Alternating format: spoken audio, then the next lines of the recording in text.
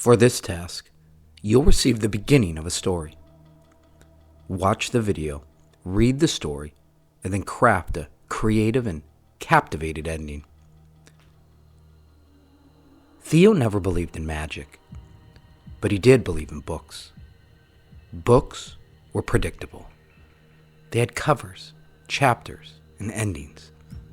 They didn't change overnight or rewrite themselves when you weren't looking.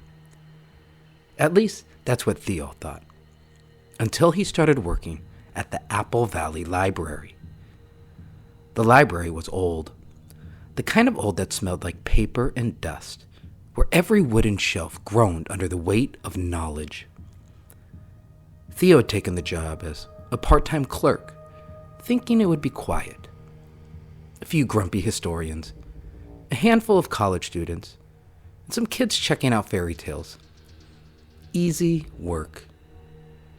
Then, one night, as he was shelving a book on ancient languages, something odd happened. He heard a whisper. It wasn't loud, barely more than a breath. Then,